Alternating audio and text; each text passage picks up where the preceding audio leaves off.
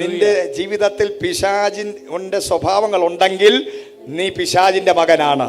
എന്നാൽ ദൈവത്തിന്റെ മക്കളാണ് നീ എങ്കിൽ, ഹല്ലേലൂയ, നീ ജനിച്ചത് നിന്റെ പിതാവിന്റെയും മാതാവിന്റെയും സീഡിലാ.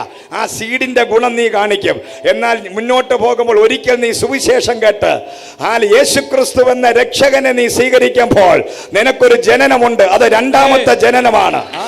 ആ ജനനം നിന്റെ അകത്ത് നടക്കുമ്പോൾ, നീ സ്നാനപ്പെടുമ്പോൾ, നീ പഴയ മനുഷ്യനെ കുഴിച്ചിടുമ്പോൾ, നിന്റെ പഴയത് കുഴിച്ചിട്ടിട്ട് ഹല്ലേലൂയ പുതിയ മനുഷ്യനായി നീ മാറുമ്പോൾ നിന്റെ അപ്പന്റെ സ്വഭാവം മാറും, പിശാചിന്റെ സ്വഭാവം മാറും, ദുരാത്മാവിന്റെ സ്വഭാവം മാറും. ഈ രണ്ടാമത്തെ ജനനം കഴിഞ്ഞാൽ ലോകത്തിൽ ജീവിച്ച നമ്മളെ, ലോകത്തിലുള്ള ഒന്നിനെ, മദ്യപാനത്തിന് നമുക്ക് ജയിക്കാൻ പറ്റുന്നില്ല, പാപത്തിനെ ജയിക്കാൻ പറ്റുന്നില്ല, ദുസ്വഭാവങ്ങളെ ജയിക്കാൻ പറ്റുന്നില്ല. ചിലർ മൊബൈൽ ഫോണിന് അഡിക്ഷൻ ആകും, ചിലർ ഇന്റർനെറ്റ്, ചില ഫോണോഗ്രഫിക്ക് അഡിക്ഷൻ ആകും, ചിലർ മദ്യപാനത്തിന് അഡിക്ഷൻ ആകും. ഇതൊന്നും എനിക്ക് നിർത്താൻ പറ്റുന്നില്ല എന്ന് പറയുന്നവർ ക്രിസ്തുവിൽ ജനിക്കുമ്പോൾ, ദൈവത്തിന്റെ മകനാകുമ്പോൾ നിന്റെ ഉള്ളിൽ യേശുവിന്റെ DNA പ്രവർത്തിക്കാൻ തുടങ്ങും.